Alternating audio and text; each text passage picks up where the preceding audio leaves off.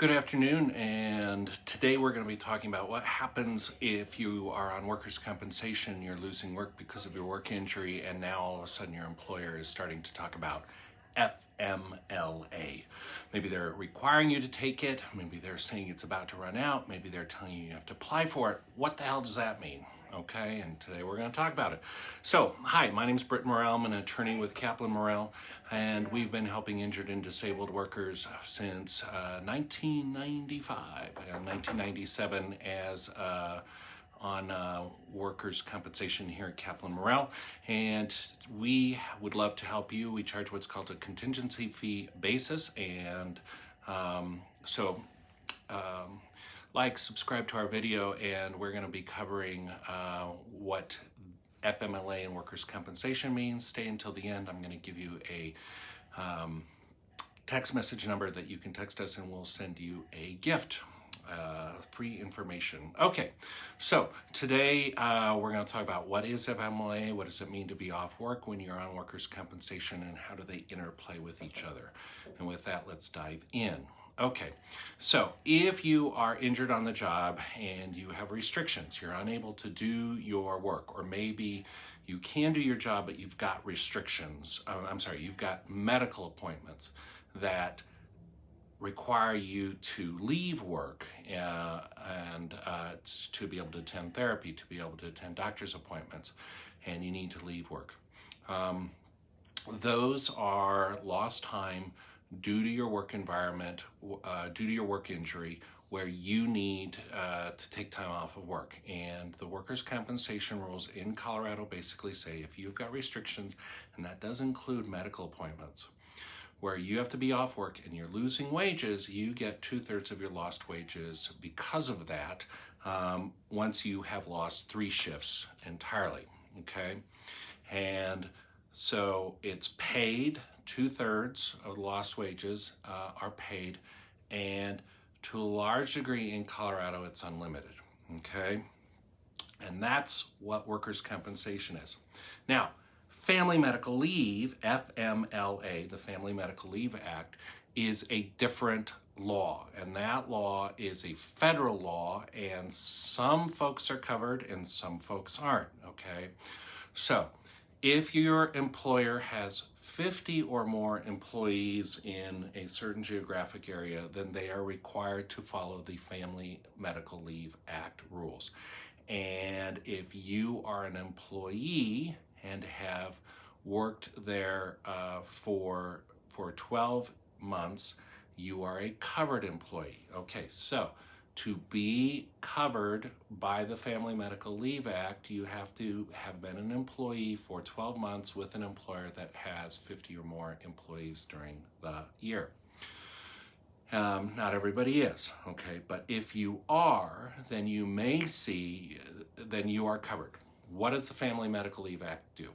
Number one, it, for the most part, requires your employer to give you an opportunity to take off time from work for what's called a serious health condition. And basically, if you have to go for medical appointments on an ongoing basis, that's a serious health condition.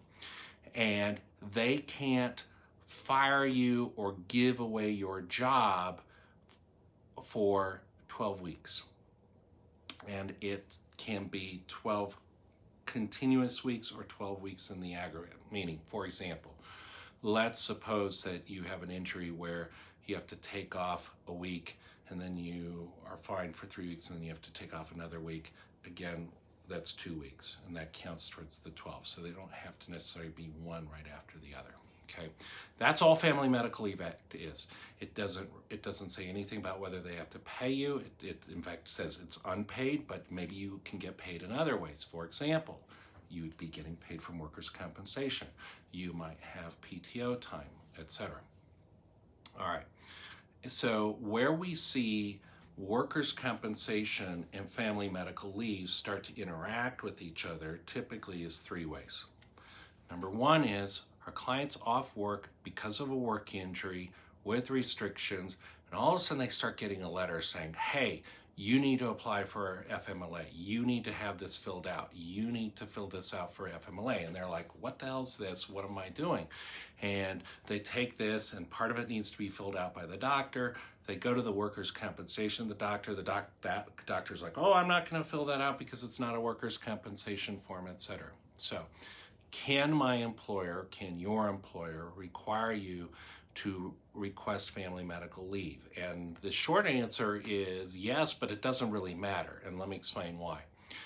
FMLA is just an obligation and a limitation on the part of your employer, in that they aren't allowed to replace you, give your job permanently to somebody else. They have to hold that job open for you, or at least allow you to come back, provided that you can come back and do that job within 12 weeks, okay? So the employer can basically say, hey, you need to apply for this, but you've already applied for it, in that you're saying, I have a work injury, I need medical care, I'm bringing you the reports. That is enough legal notice to the employer that, hey, maybe this person's job should be held open or protected while they're needing to take off time from work. But some employers, they think, well, we've got to get the paperwork filled out, etc. I get it.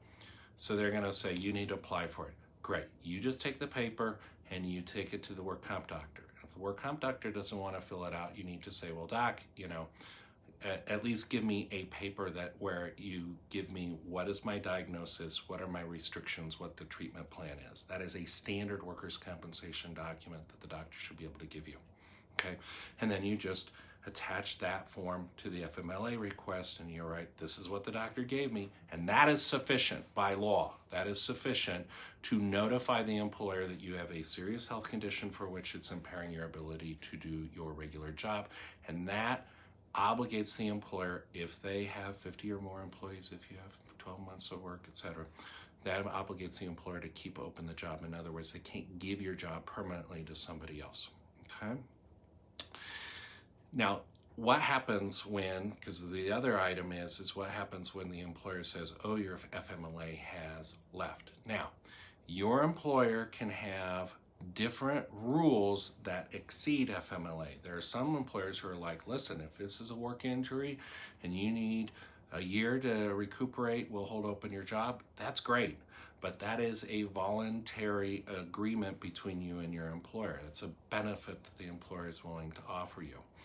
At a minimum, if they are a covered employer under the family medical leave, they have to at least give you 12 weeks, okay? But if the employer says, hey, your FMLA has expired, we get clients who say, oh my God, what now? And the short and sad answer is, well, you can talk with the employer. If you think you can do your regular job with some accommodation, have that discussion, see if you can. If there are other positions available that you can do, have that discussion, see if you can do them. But if not, if the answer is no, and you can't do your job, the employer at that point can replace you. After all, the employer had the job opening, hired you because we assume the job had to get done. The job was necessary, okay? So at that point, the employer could then say, listen, we've got to get someone to do this job, and we can't do it on a temporary basis. We need to hire someone on a permanent basis. And if that's the case, then that is the case. And we can talk later in other videos about what you can do if you can't go back to work. But that's what that means. As always, these things are kind of complicated. They are incredibly fact dependent. There are just tons of facts. And as we kind of always say, listen, these videos are more to give you some ideas about what your rights are, but they do not create a attorney-client relationship. This isn't considered quote-unquote legal advice on your claim. If you want to get really great legal advice, you need to contact Kaplan Morrell. We're a group of 4 attorneys with over combined close to 70, 80 years of experience helping injured workers here in Colorado navigate the labyrinth maze that is workers' compensation. We would love to be able to help you.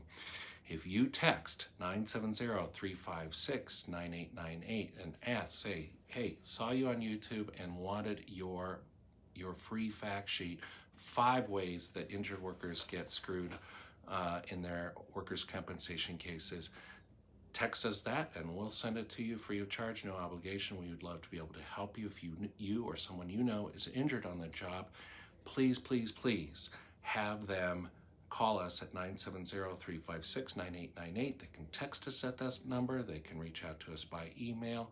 We would love to be able to help them. And with that, please, if you enjoyed the video, please like it, please subscribe. And with that, I hope you have the best, and thank you for sharing part of your afternoon with me. Bye.